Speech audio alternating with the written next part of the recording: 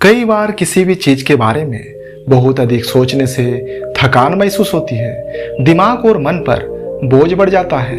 अत्यधिक सोचने से आपको मानसिक रूप से बीमार भी कर सकती है। ज्यादा सोचने की वजह से अनिद्रा, डिप्रेशन, हार्ट अटैक, सिर दर्द, दिल की बीमारी, इम्यूनिटी का कमजोर होना, स्किन की समस्या और बालों का झड़ना, ऐसी तमाम परेशानियां जिंदगी में शुरू हो जाती है। एक समय की बात है, एक राज्य में एक बहुत ही बुद्धिमान और शक्तिशाली राजा रहा करता था। पूरा राज्य उस राजा से बहुत खुश था। सभी प्रजा उसकी प्रशंसा करता था। उस राजा का एक पुत्र भी था जो कि अपने पिता की तरह बनना चाहता था।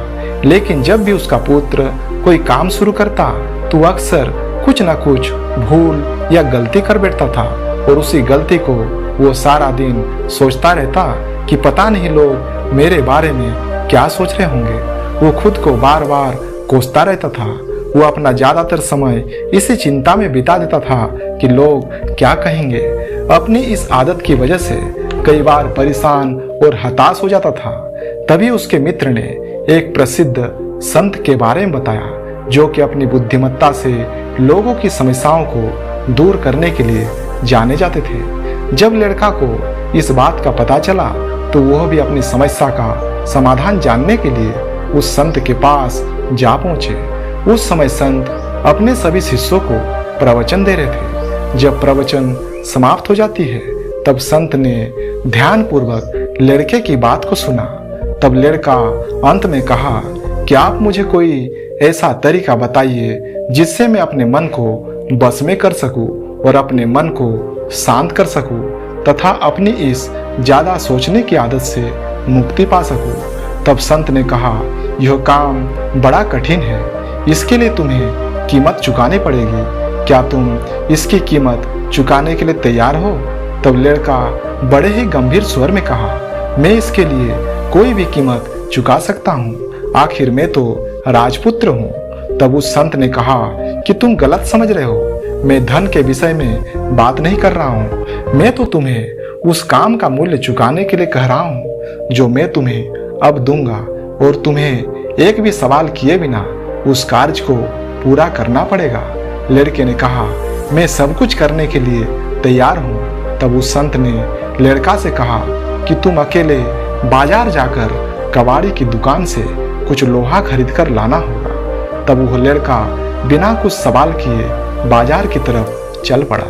जो लड़का आज तक बिना गाड़ी अथवा घोड़ों के कभी भी बाजार नहीं गया, उसे पैदल बाजार जाने में बहुत शर्म महसूस हो रही थी। बाजार की तरफ निकलते ही उसके मन में विचारों का सैलाब उमड़ पड़ा था।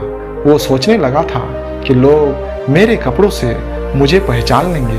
पता नहीं लोग क्या सोच रहे होंगे कि राजा का पुत्र होकर पैदल बाजार आया है। लोग पीठ पीछे मेरी हंसी उड़ाएंगे और पता नहीं मेरे बारे में कैसी कैसी बातें करेंगे। इससे अच्छा तो मुझे उस संत की बातों में आना ही नहीं था। ऐसा सोचते हुए लड़का कबाड़ी की दुकान पर पहुंच गया और वहां से जल्दी जल्दी हड़बड़ाहट के साथ लोहा खरीदने लगा।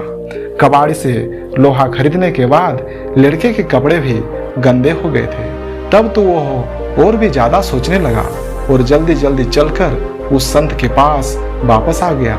संत उसके घबराई हुई हालत देखकर मुस्कुराए। इसके बाद उस संत ने कहा, अब तुम्हें यह लोहा लेकर शहर के दूसरे हिस्से जहां पर एक लोहार की दुकान है वहां जाना है और इस कबाड़ के लोहे के टुकड़े को पिघलाकर उसकी एक नई बर्तन बनानी है। लड़का बिना मन से उस लोहार की दुकान की तरफ बिना कोई सवाल किए चल पड़ा। उसके मन में पुनः कोई विचार आने लगे। वो सोचने लगा, यदि उसके पिताजी को पता चलेगा तो क्या होगा? कहीं लोग ये सोच रहे होंगे कि पिताजी ने मुझे महल से निकाल दिया है। साथ ही साथ लड़का खुद को भी कोसता जा रहा था कि क्यों मैं अपने आप को हर बार इस तरह की उलझन में फंसा लेता हूँ। इस प्रकार सोचते हुए वो लोहार की दुकान पर पहुंच जाता है। इसके बाद संत के कहे अनुसार वो खुद ही उस लोहे को पिघलाता है, फिर उसे सांचे में ढालकर उससे एक नई चमचमाती हुई बर्तन का निर्माण करता है। खुद के हाथों से बनी हुई बर्तन को देखकर वो बहुत प्रसन्न हो जाता है। अचानक बर्तन को देखकर वो महसूस करता है कि जब वो बर्तन बना रहा था तब उसके दिमाग या मन में शिकायत के कोई विचार नहीं आ रहे थे। वो खुशी मन से बर्तन लेकर उस संत के पास वापस आने लगता है। इस बार लौटते वक्त उसका मन बहुत प्रसन्न और शांत था। लड़के ने उस बर्तन को संत के चरणों में रख दिया। बर्तन देखकर संत ने कहा, इस बार तुम्हें खुशी महसूस हो रही होगी, यो बर्तन तुम्हारे अहंकार का है। यो सुनकर लड़का चौंक गया, पर वो कुछ समझा नहीं। तब संत ने उसे आखिरी काम करने के लिए कहा। संत ने लड़का से कहा, पुनः बाजार जाओ और पूछो क्या बाजार में किसी ने तुम्हें देखा, और यदि देखा तो उन्होंने तुम्हारे बारे में क्या सोचा। लड़का वापस बाजार गया और उसने बहुत से लोगों से पूछा कि क्या आपने थोड़ी देर पहले मुझे यहाँ देखा है। जब ज़्यादातर लोगों का जवाब नहीं था, लड़का ने बाजार के सबसे पहले दुकानदार से पूछा तो उसने कहा, हाँ मैंने आपको तो देखा था, किंतु सुबह दुकान में बहुत से काम और ग्राहकों के आने जाने के कारण मेरे पास ज़्यादा कुछ समय नहीं था, इसलिए बस आपको देखा और अपने काम में लग गया। इसी प्रकार अन्य सभी लोगों से पूछने पर पता चला कि किसी ने भी लड़का और उसकी घबराहट की तरफ ध्यान नहीं दिया। बाजार के लोगों से इस तरह की बातें सुनकर लड़का को बहुत सुकून महसूस हुआ। वो खुशी से झूमता हुआ संत के पास जा पहुंचा और उन्हें सारी बातें बताई। संत ने गंभीर स्वर से कहा, आज इस घटना से तुमने दो चीजें सीखी। पहला सीख, हम खुद अपनी कमियों और गलतियों को जितनी गहराई से देखते हैं उतनी गहराई से उन्हें कोई और नहीं देखता है।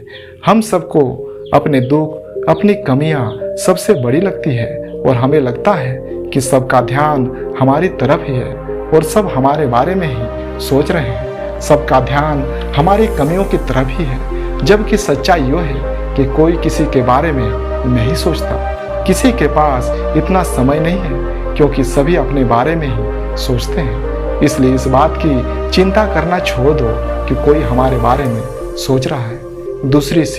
दूसरी सीख यह है कि हम खुद ही हमारे अंदर कमियां निकालते रहते हैं, खुद को दोष देते रहते हैं तथा अपनी कमियों और गलतियों के बारे में सोच सोचकर उन्हें इतना बड़ा बना लेते हैं जितनी वो असल में नहीं है, और फिर हम ज़्यादा सोचने की आदत का शिकार हो जाते हैं। जब भी तुम्हारे मन में विचारों का तूफान उठने लगे और तुम्हारा मन अशांत हो जाए तो मन में उठने वाले विचारों को दबाने और उनसे लड़ने की बजाय खुद को किसी काम में व्यस्त कर लेना। ऐसे किसी काम में लग जाओ जिसे तुमने अपने हाथों से करना पड़े, क्योंकि ऐसा करने से तुम्हारी सारी मानसिक शक्ति एक दिशा में आ जाएगी और थोड़ी ही देर में तुम शांत महसूस करने लगोगे। इससे तुम्हारा पूरा दिन नष्ट होने से बच जाएगा।